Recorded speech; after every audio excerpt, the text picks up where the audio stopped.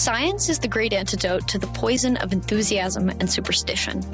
Hi, I'm Juliet Selgren, and this is my podcast, The Great Antidote. Named for Adam Smith, brought to you by Liberty Fund. To learn more, visit www.adamsmithworks.org. Welcome back. Today on, what is the date? March 26th, 2025. I'm excited to welcome Ryan Streeter to the podcast. We're going to be talking about his role as the executive director at the Civitas Institute at UT Austin, but we're also going to be talking about so much more, from politics to think tanks to culture and civic virtue and how all of those things intersect. So I'm really excited. Welcome to the podcast. Thanks for having me. It's really good to be here. So the first question I have for you is, what is the most important thing that people my age or in my generation should know that we don't? I would say probably not aware of the importance of saying yes to new experience. Simply put, when faced with a big life decision, one that carries risk with it, one that seems like if it doesn't go the way you want, the discouragement or the pain will be too much to bear. You almost always regret saying no to something, and almost always are glad that you said yes. So faced with a big move, a big lateral job change, a gap year in a semi-dangerous country. People's parents aren't listening to this, right? Yeah, I would say if in doubt, say yes to the experience, because the world that it opens up to you, the people you meet along the way, the things you learn about yourself are almost always valuable. This has been studied before, so this is both just a page from the book of life that I've lived, but a lot of my decisions made sense to me after I discovered some of the work that people have done on this. I think Steve Levitt from the Freakonomics, co-author, did a big study on this where he asked a ton of people online, about big life choices, and then went back and asked them after a certain time period, if they were glad or regretted their decision. And the majority of people are usually glad that they said yes to that thing that they weren't sure about. And then those that took a pass on that big thing regretted it. And I think that's important, for a culture which kind of promotes risk aversion, I think, a little bit too much. And I think for people, especially on college campuses, who've been sort of trained through their formative years and up through high school to make sure their CVs look perfect and to have done all the requisite things and to stay out of trouble and to say no to every possible thing that could make you look bad or bring shame or something like that. I think we've generally cultivated a kind of risk aversion as sort of a status quo. And so I would just challenge that. So that's what I would say. I totally see where you're coming from, but this completely contradicts what the majority of people say on this front. So many people, it's protect your peace. It's say no while you can. I guess that also maybe more relates to when people talk about how much time you have in a day and not getting burnt out. True. But I see the risk aversion. And it's wild that, I don't know, that still so many people give the advice of say no. Say no more than you say yes. And maybe you do have to say no more than you say yes, but when do you say yes? And we don't talk about when you say yes, and you just did. So I really appreciate that. And, not everything that's risky is good for you. There are certain things you definitely want to say no to. This is not my recommendation that you just say yes to every crazy, idea that comes into your head, or that, that friend that you shouldn't be spending time with suggests that you do. And that's, I wouldn't want my counsel to be misconstrued there. Mm-hmm. But sometimes you say yes when you're faced with an opportunity that isn't what you would have originally thought, because you just want to see how it goes. When I was before graduate school, I wanted to take basically a year in Europe. I'd been fortunate enough to go on one of those people to people exchanges in high school. I had an anonymous donor actually in our community fund my way, since the cost was a bit high for my family. And Wow. I was fortunate to get this great experience, and it kind of put kind of just had this desire to spend a little bit more time there, and got admitted to a program at the University of Heidelberg, which required that you learn German first. And so went over there and, told everybody that I was going there to explore graduate school options, really just kind of wanted to have a year in Europe to hike around and all that stuff, and needed a job where I could make as much money as I could in the summer, to basically pay for that time. And I got married. My wife and I were in on this together. And so she was a nanny, and I got a job driving a semi truck. I got my CDL Class A license and drove a semi truck around the country for 3 months, which paid pretty well and paid enough for us to, and combined with what my wife earned, for us to basically live for, about 10 months over there, just drain our bank account down to zero without knowing exactly what would happen when we get back. Anyway, I made the decision while I was over there to, apply to graduate schools in the States and go down that path. And that's what I ended up doing. But had a year in Germany, made some great friends who are friends to this day, learned how to drive a semi truck, saw the country, drove from coast to coast and up and down everywhere, slept in, the parking lots of truck stops and all that stuff. And it gave me an appreciation for a sector of our society and economy I never would have had before. And I'm a pretty good driver of large vehicles to this day. I don't think I would ever know that about you if... Most people don't. Yeah. Unless they've known me a long time. So, okay. Maybe not directly on topic. I learned recently that a lot of these trucks have beds in them that you sleep in the truck behind the place where you sit. Yeah, that's why you see there's that big space between, behind where the driver's driving and then where the trailer starts. Yeah. I would have never thought about that. Like, obviously there is a lot of space, but maybe there's machinery. I don't know.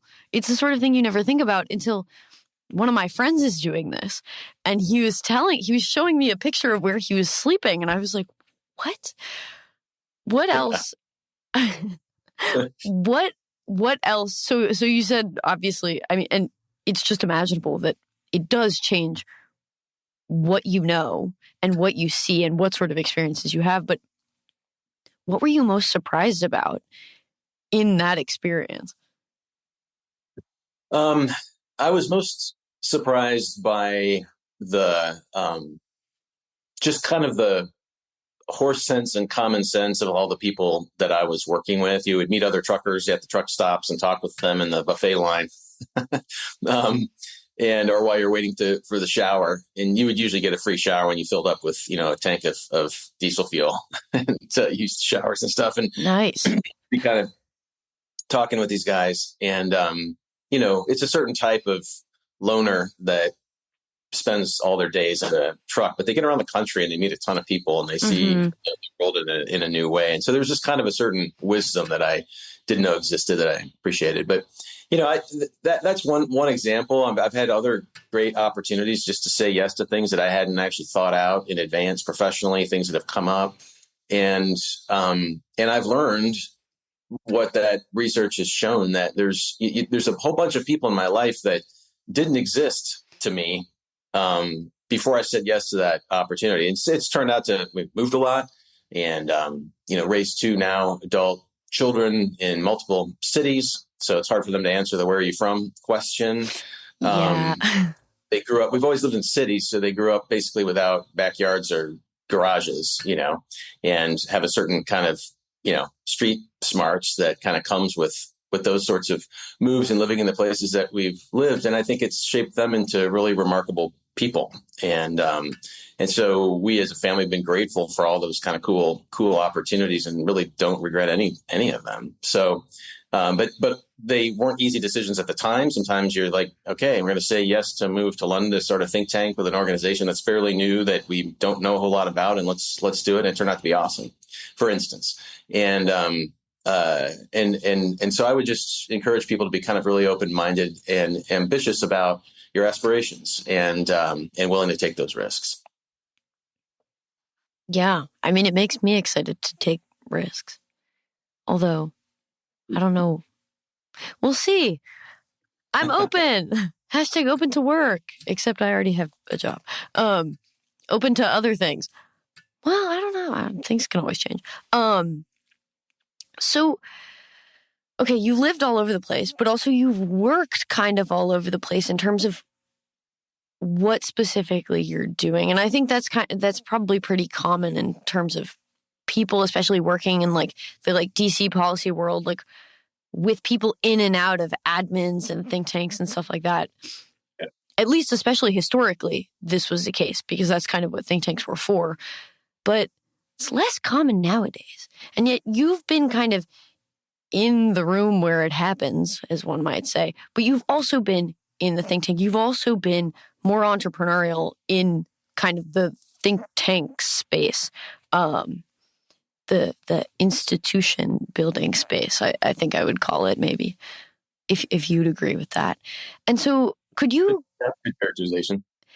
Could you give us a little bit of an overview of maybe, before I ask a bunch of questions related to this, the places you've been, either physically in terms of location and how that's been important, or the job itself and kind of the different points in your career trajectory, but also just life that are different, that have been diverse and kind of brought these sort of, I don't know, different perspectives and have led you to where you are now.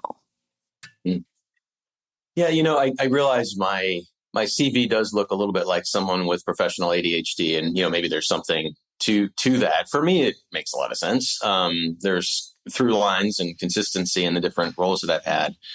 I discovered very early on, probably about the time I was finishing graduate school and defending my dissertation, I learned that just looking at the job market, I was less interested in pursuing a traditional academic path and trying to get more in an area where policy was made. I'd never set foot in a think tank before I got my first job at one. I didn't really know very much about that world. It wasn't a part of my background, not a part of my family background. I didn't know anybody in that world. I had hardly met anybody who'd even done a PhD in what I was doing, or PhD at all. There was all kind of a new world to me.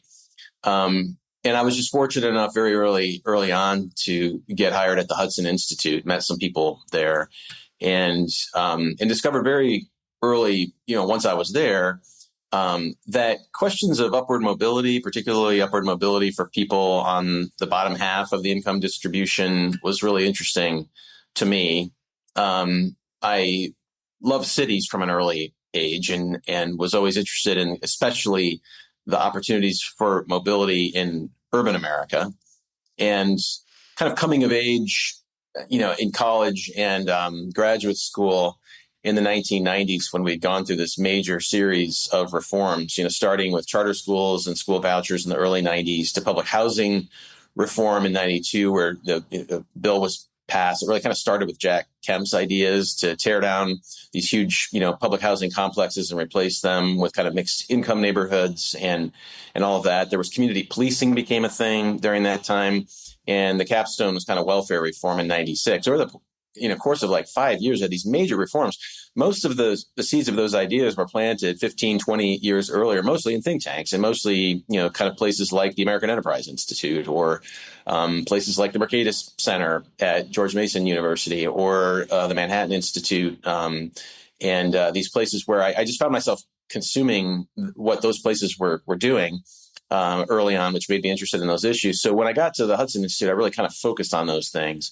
And that really kind of set off just a trajectory of looking a lot at the intersection of the various drivers of upward mobility for people. So that led me into questions of preparedness for the workforce, so job training and all those kind of questions, especially for people that don't go to college, how the welfare system discourages work, which was a big theme in the 1990s. And we did a lot of post-welfare reform sort of studies when I was at Hudson on how it was going and what was making things successful. And that led me to kind of a real preoccupation just with the nature of places themselves, because some people were doing well in places and people were not doing well in others.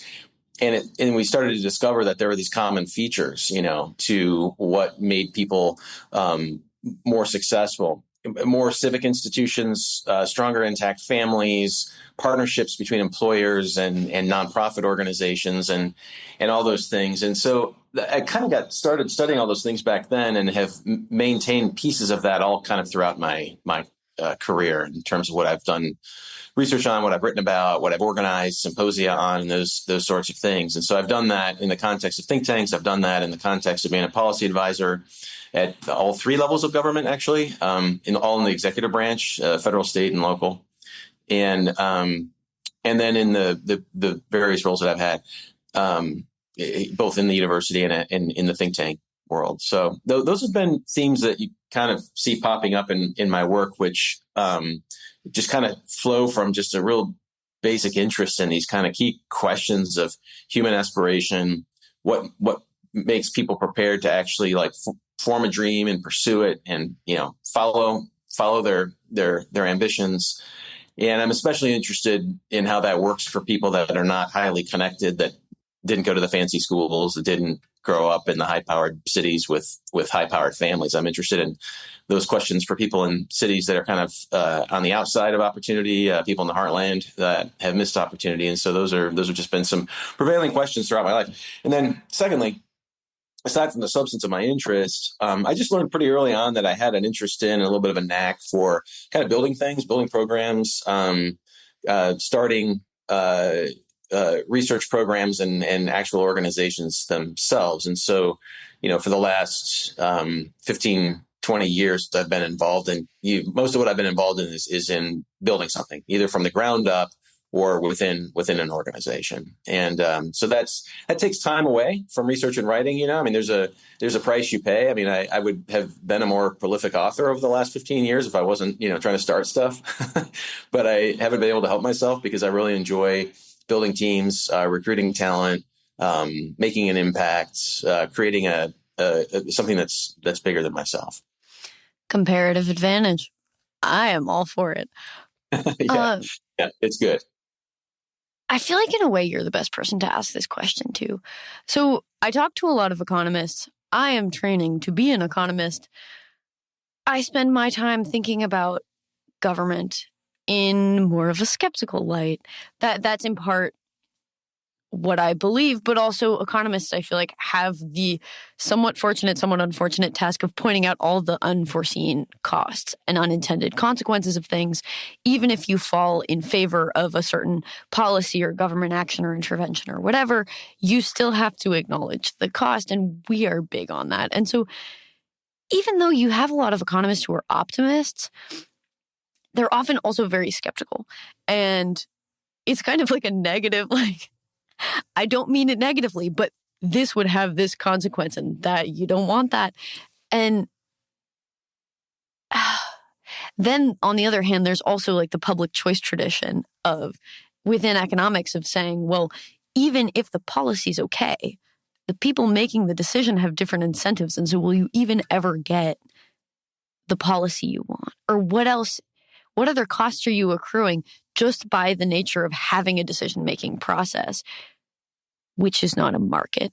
But I feel like you are well placed to answer my question of, in what ways can this be good? In what ways does it work that maybe economists or skeptical classical liberal libertarians kind of look, when we look at it, what are we missing?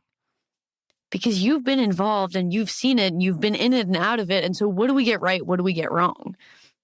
Yeah. The skepticism is well-founded, and it's possible to be skeptical of the general way that governments operate and general way that policy gets made within them, and still go work in them and try to do some good. So I entered these roles with a very similar view to just government operations and government itself as you hold.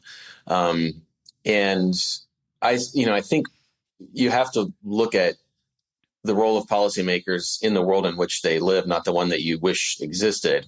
And right now, many, many decades after sort of Great Society experiments in the 1960s, excuse me, we've accrued a lot that needs to be undone. And so I think that one of the most important roles, constructive roles for policymakers right now is kind of undoing the stuff that is skewing incentives in such a bad direction in the private sector, so that we can have more dynamism, so that we can have more merit, more effort, more people participating broadly in the good things in all the good things of our economy than currently exists. And so I think, I referenced the 1990s earlier, and I was just fortunate enough to be at an age where I was just getting started with my career when all that great stuff was happening.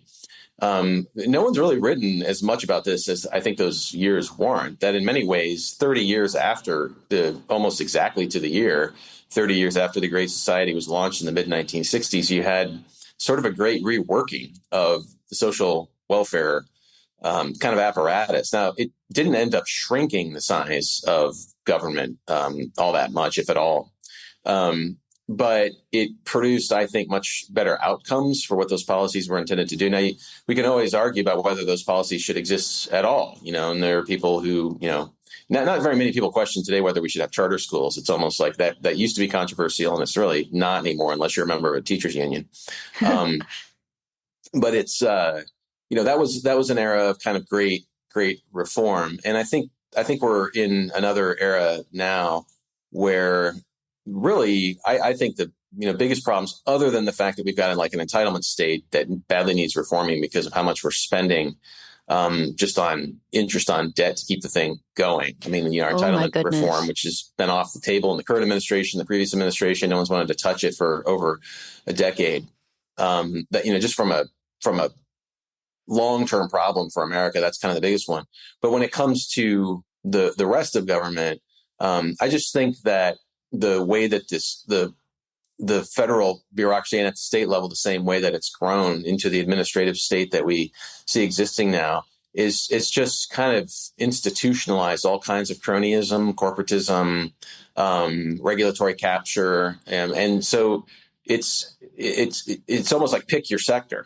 I mean, there's so many aspects of American society that are really affected by the skewed incentives that policymaking has created. So I think there's a lot of positive work for people to do to try to start scaling that kind of thing back. And, if DOGE had a consistent theory of the case, I'd be more excited. It's like right now they're just kind of slashing and burning.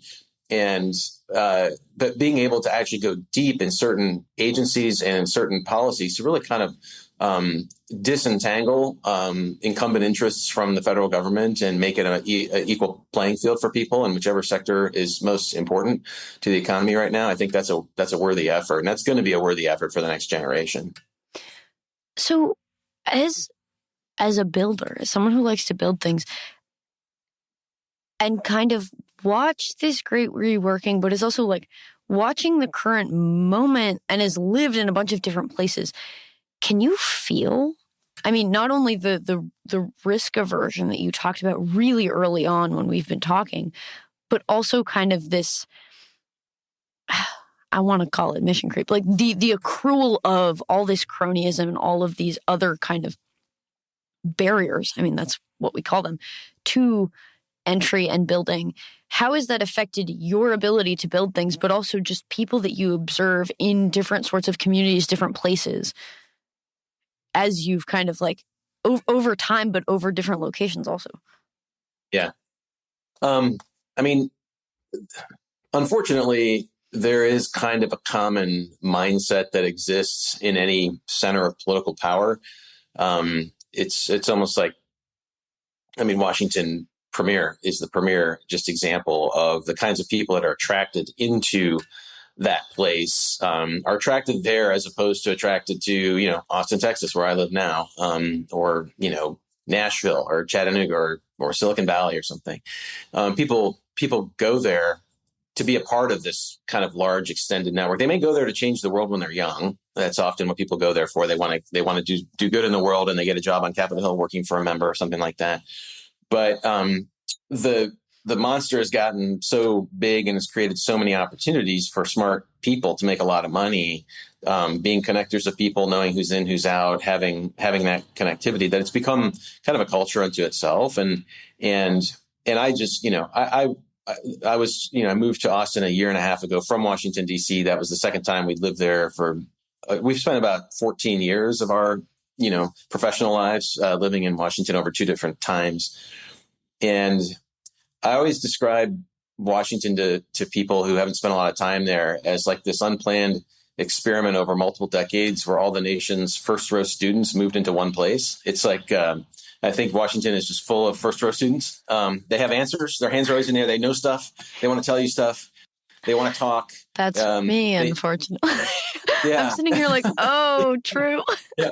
Well, and I'm being a little facetious, but I'm not being unserious. And and look, I have one of my kids lives in Washington, has a good job there. I have, some of my best friends are in Washington, D.C. So I'm not making a blanket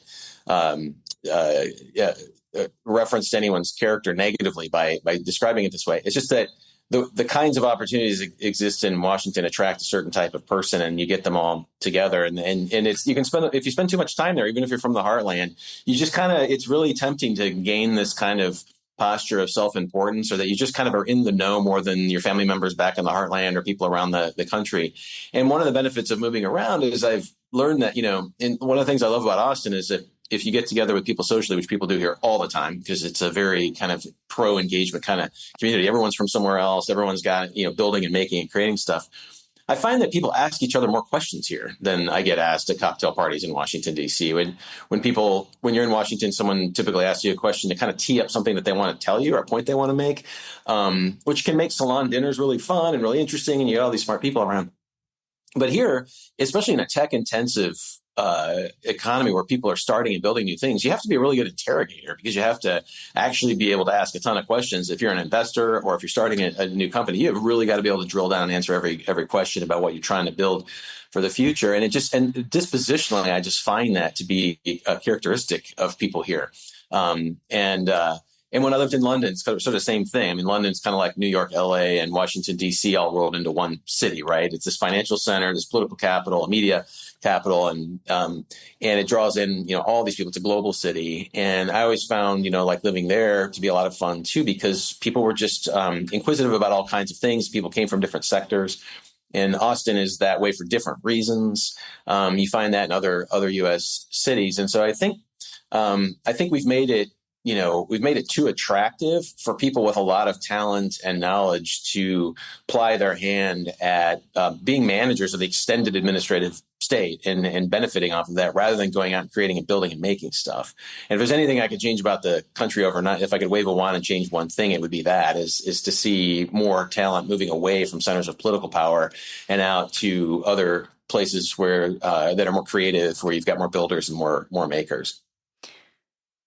The way you've just phrased that is one step closer to seeing that be reality. I mean, even I'm sitting here like, well, I've lived there my whole life. Maybe it's time to get out of there. But let's talk about the places where people are building things and making things and doing stuff other than administrating. Kind of along the lines of something we were talking about earlier, but also kind of leaning into the building things and kind of on the expansive frontier, that being a good thing. Is there a science, right? So you said earlier that sometimes some people in certain situations in certain cities can make it and have mobility, but in other cities, they're just not, even though maybe on face value, it's the same. And so is there a science of the institutions that work, of mobility, of what leads to flourishing for people? Is there a science? Is there a way to figure it out? Or does it depend more on the culture of the place? And how do we kind of parse that out? Yeah, those are great questions. I mean, it's, I think the honest answer to the question is we just don't know enough to even answer the question super well. Is there a science? Not really, except that, there is quite a growing body of literature in economic and social science just on social mobility itself, right? And, I mentioned those public housing reforms back in the early 90s. A part of that bill that created this big change in America's public housing was the funding of the study that now everybody knows Raj Chetty, kind of associated with Raj Chetty at Harvard and his work on mobility. That study started with that bill, where they've tracked families over a long period of time and kind of what happened to them. And so you see a lot of kind of adjacent research to those kinds of issues that he and his colleagues have written about that gets quoted a ton. And so the building blocks of mobility, that emerged not just from his work, but from other things, including some stuff that I've done, or my former colleague at AEI, Scott Winship, has done a lot of work on this as well. There's a bunch of other people as well that have done really great work. You see just barriers to being able to pursue opportunity in the form of like housing costs and those sorts of things. And that's been attracting a lot more attention in the last decade. And when I first got involved in public policy, if you went to a conference and there was a panel on affordable housing, it was almost always a question about subsidies or tax credits. It's like, the progressives wanted subsidies, the conservatives wanted tax credits, and it was all about trying to make expensive housing less expensive. That whole body of work has really changed the way the discussion's happening now, just around the way that we artificially inflate the cost of land and the price of houses because of land use restrictions and all of that. So there's grown a really big consensus around that. What to do about it and how to change it kind of state by state it's very nascent, and there's not been a lot of progress, but people are now talking about the issue differently. That's like one, and the reason people are talking about it is because it's become very aware that, one key kind of early driver of immobility and kind of the inequality as you measure it in a particular metro area is going to be whether people can actually move to where the jobs are. And if you're just starting out your career, or you, have requisite education to do something in a skilled trade, but the economy is growing mostly in an area where the housing around is too expensive, you'll make a decision not to go there as a result of that. So we know that people make choices based on cost of living decisions. And then, the other thing that's emerged in a lot of this research, including Chetty's, is just the importance of intact families and social cohesion at the neighborhood level. And so social capital is a real thing. If you grew up in a neighborhood for the first 10 years of your life where nobody had college aspirations, kids were getting in more trouble than doing well at school and all that, and then you move into a neighborhood and spend your teenage years there, where you're around a lot of people, where there's intact families. The kids are talking about what they're going to do to apply for college someday. That becomes a part of just the conversation. You start orienting your view of the future that way. And, that was one of the findings from the study that I mentioned that came out, was that, kids that moved at a young enough age into a neighborhood where you had those dynamics, their outcomes are a lot like the kids that grew up in that latter neighborhood, right? So social cohesion, a sense of the future where opportunity is a real thing that people are talking about around you, is also another really key ingredient. But no one's really worked that out into a real science yet. But we do know that those things matter a ton. And it seems like just when we think we have identified where the labor market's going to have the biggest problems, then something happens that changes where we're concerned, like when everyone was talking about the working class back when Trump got elected the first time to president, and the Hillbilly Elegy had come out, the now vice president had written back then. Charles Murray had his Coming Apart book. Everyone was talking about this divide in America, and there was a lot of interest in workforce development, apprenticeships. Everyone was worried that robots were going to make working class jobs obsolete. And then almost overnight, when AI really kind of took off and exploded, then the whole chattering classes of the media were like, "Oh no, it's our jobs that are at risk." It's like the fever pitch of concern about this issue kind of shifted to the professional class jobs. The people writing the articles about it were most worried about. And so, it's like, in terms of where the problems are going to be the biggest, in terms of who's going to be kind of left behind in tomorrow's economy, we're always trying to diagnose that.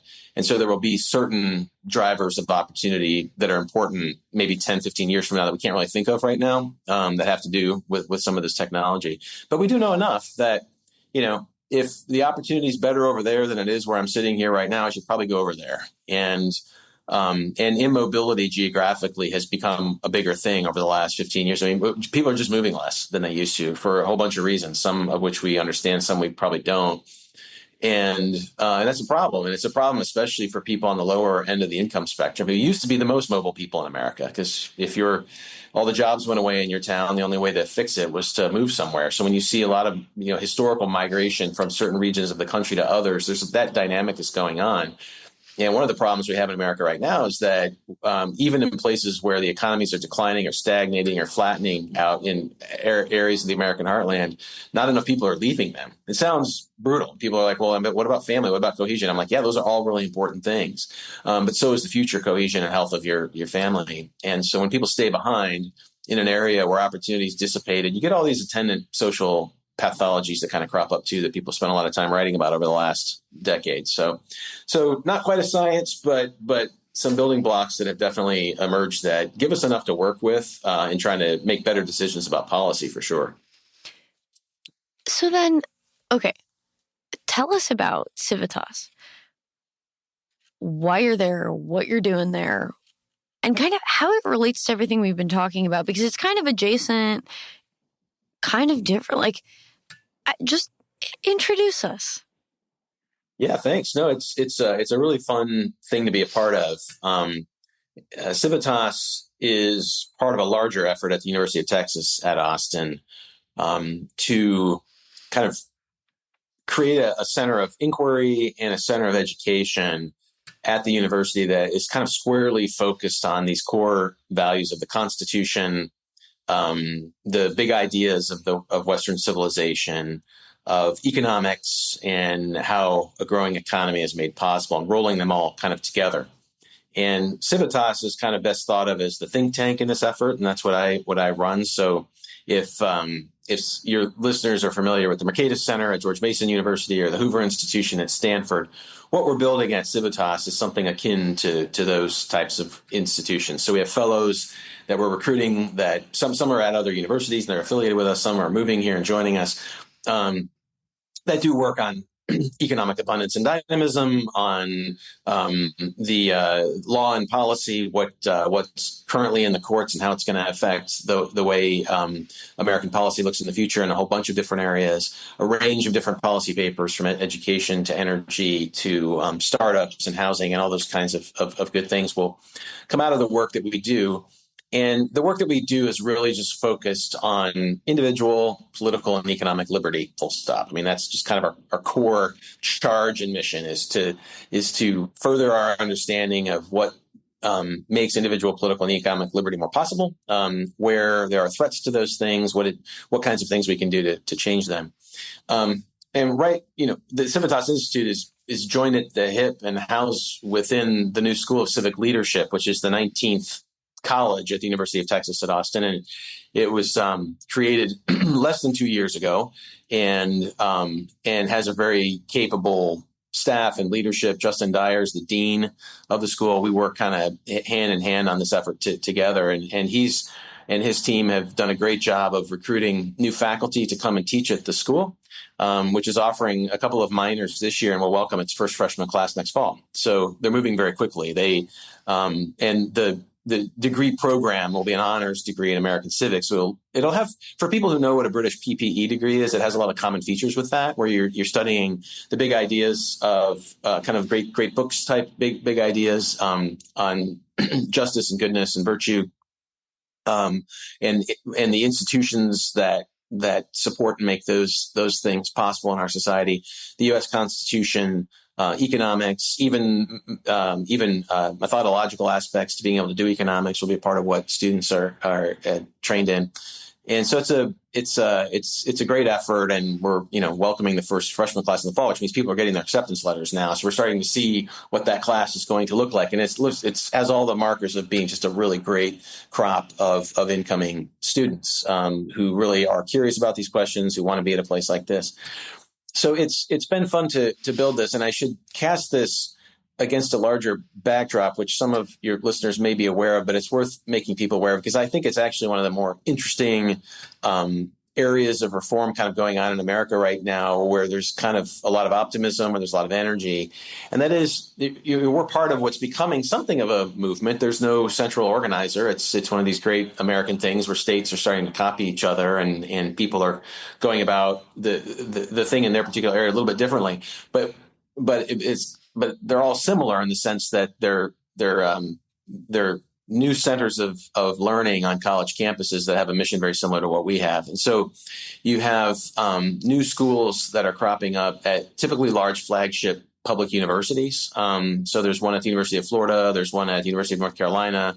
There will be one soon at Ohio State University and a couple other universities in that system. And a few others are making announcements, kind of currently about doing something similar. None of us knows where all this will go in 10 years and which ones will be really big and which ones will be really small and all of that. But we've been growing, and we've been growing for very real reasons because people have seen a real need for this. And the creation of these schools is in response to the loss of those kind of core values of individual political and economic liberty and what they mean for a curriculum in a lot of university campuses, the kind of ideological monocultures that exist on university campuses, all the things that people have been complaining about with a lot of justification over the last 5 or 6 years about what the culture on college campuses has become.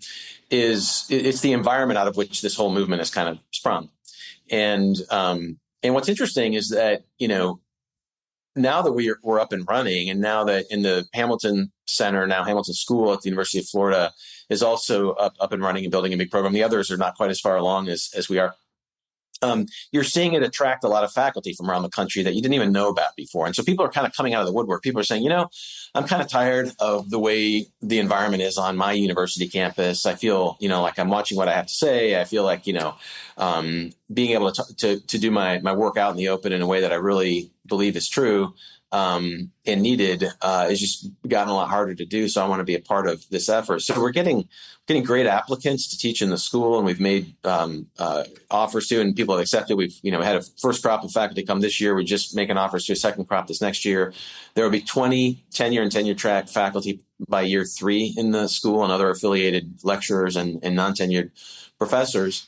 And some of the people that are joining this effort, are not people that you would have known about before, that they were toiling away, making a name for themselves, publishing a lot, doing great work at the university where they are, but they're moving here because they want to be a part of this community. And so we're seeing that a lot of people are good citizens, right? That we're attracting people that want to be a part of a really grounded community of inquiry with colleagues that share broadly the same values, even though they will disagree with each other on a whole bunch of issues, and create an environment of actual civil discourse and debate that universities are supposed to have.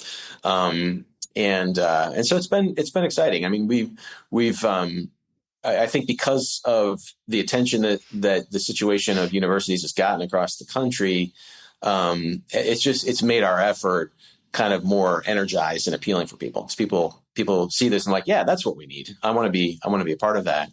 And, you've probably seen these articles about all like Northeastern families who are sending their kids to SEC schools, or all the applications, at SEC schools in the South going up. That's definitely true. I mean, we are seeing that here. Applications to the University of Texas are like at an all-time high. We've got a lot of people from out of the state wanting to come here. And it's for a lot of these reasons. They want to be in a place where the academic environment is what you ideally think a university's academic environment should be. And it also helps to have a really great football team. True. and to be in Austin, which is really, really fun place to live. So we have all those added bonuses for what we're doing that maybe some of the other schools can't quite compete with. So there are two kind of strains that I see when you talk about this that I think are definitely related, but I'm wondering if you could kind of paint the picture of their relationship for me. I mean, you've already kind of spoken on this a bit, but just to do a little bit more, on the one hand, there's like the output and the mission and the actual like functional role within the university. And then on the other hand, there's the actual institution and the culture within that function, right? People want to be a part of this community, and there are elements of the social cohesion and all of that stuff, and the way we treat each other, and the way that we pursue things like academics, but also the mission of like the core values of the Constitution. What drives economic growth? What about all this other stuff? And those two seem very clearly and logically linked in my mind, but I've never really been able to explicitly state it. So how true is it necessarily that they are almost inherently related? And how do you foster that? I mean, that's kind of your job, is to make sure that that's the case and that it functions on the ground and not just in thought. So how do you do that? How do you make success when those two things need to work in harmony? And one of them is really hard to create. Yeah. It's a great question. There's kind of like almost an inherent tension in these efforts from the very beginning, in the sense that they're seen as a corrective to the way university campuses have become, places that where there's just too much agreement about specific issues, whether they're political issues, race issues, identity issues, those kinds of things. And so the schools that are being created at these institutions are seen as like adding to the diversity of the university, to the people on campus that, welcome us and see us as a good thing. It's because there's this balance that's created where you're creating more intellectual diversity on campus. And there's people that see that as a necessary corrective.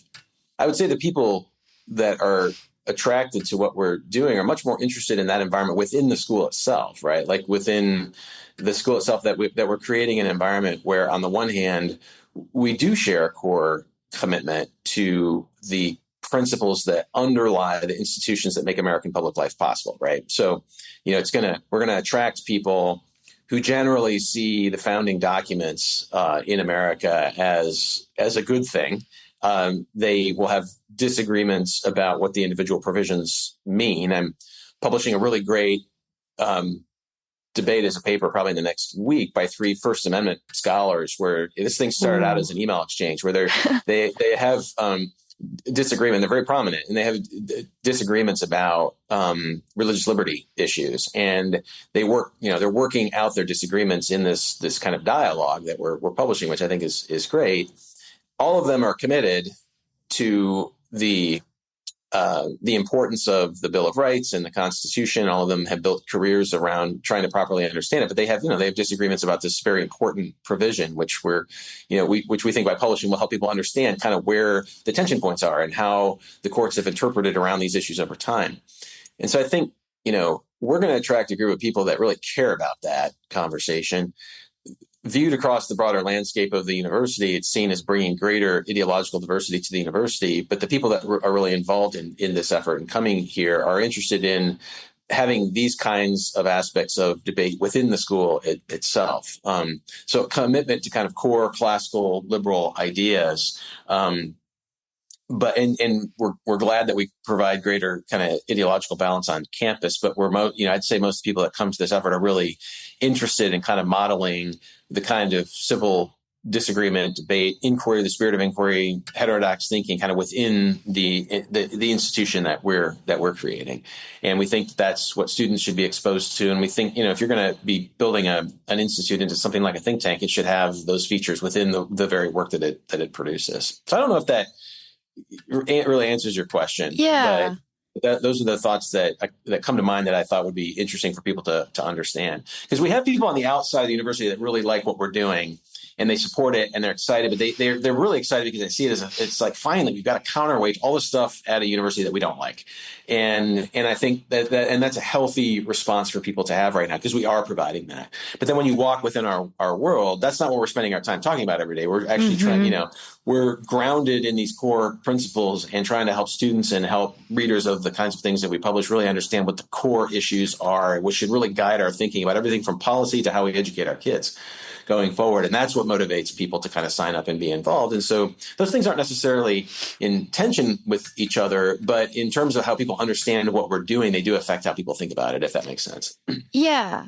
It's just a result of what the principle, on the one hand, it's acting on and embodying all of these things we talk about, like civil society, which we say are good, but then are you doing it? Mm-hmm. And you guys are actually doing it. And then the result of that is that there is disagreement and there is a counterweight, just because that's maybe what the world should look like. And so the direction does matter. That is exactly what I was asking about. So thanks for that. And thanks for all the super thoughtful responses and the wisdom and taking the time. I have one last question for you. Okay. And that is, what is one thing that you believed at one time in your life that you later changed your position on, and why? Yeah. So, not to end on a dark note or a downer note, but I think at the beginning, it often ends up that way. At the beginning, yeah, I'll be like the economists that you have on your show, who are typically cheerfulness is not a court. No, when I began my career, sort of like postgraduate school, getting into the world of policy and think tanks and ideas and public service and all those things, I assumed, and it seemed confirmed by the people that I had met, that people who work in these areas where you're influencing how the media thinks, or you're in the media, or you're decision makers in policy, people that have influence through decisions. When they make decisions, they influence other people's lives. So in the halls of Congress, or in the White House, or in the pages of the most read op-ed pages and all that kind of stuff. The people who are responsible for doing that work, and that's where I've spent most of my career is with people like this. I assumed early on that even the people I disagreed with, kind of hardcore progressives on the other side of the spectrum from where I was, philosophically, I always assumed from the start that people were in those areas were there because they had really strong principles. They were principled people, and they rose to the ranks that they were in. They chose that profession over other things because they were really driven by a consistent set of principles that they really believed were true and important. And unfortunately, I've come to believe over the course of my career that group of people that's truly principled, whatever those principles are, on the right or the left or whatever, is a lot smaller than I thought it was. That interest still is a really big driver of what people do. And so when it comes to kind of purity in policy, or even ambitions for what you think you can get done when you're trying to do good in the world, it's made me a little bit more pessimistic of our ability to make really big changes, because in the end, I find that the group of people that are truly making decisions consistent with what they know is true or what they believe is true is just smaller than I thought it was. It's certainly become evident to me in our politics. I think it's definitely true in the academy. And I think on the flip side, part of the reason, if you could sense any enthusiasm in my voice at all about what we're doing here, I think that's actually why at this point in my career, I just love what we're doing here at the University of Texas, because we are drawing principled people to this effort. We're drawing good people to this effort. We kind of have a no jerks rule. We use a different word around the office, but we try to hire people that are also good people. And so we're, I'm fortunate enough now to be working around a kind of growing group of people that I consider to be very principled. And I've been fortunate enough in the various places I've worked to be surrounded by people who are very principled. It was that way at AEI. It was that way at Legatum. It was that way when I've worked for Bush or Pence or all these other things. I've always been fortunate to be surrounded by really good people. But I've had to work harder to find those people, because I've found that people change their principles when it's convenient. Or hold to things that they know aren't true because it gives them a certain social status, or it makes their job possible. And they don't actually really believe what they say they believe. They just kind of have to believe it in order to maintain the position of power that they have where they are. And so I'm sorry to have learned that lesson, throughout my adult years, but it's actually worth thinking about when you're making decisions early in your career path about where you're going to work and who you're going to surround yourself with.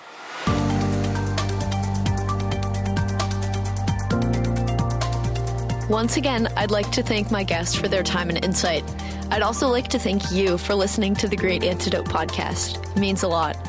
The Great Antidote is sound engineered by Rich Goyette. If you have any questions, any guests, or topic recommendations, please feel free to reach out to me at greatantidote@libertyfund.org. Thank you.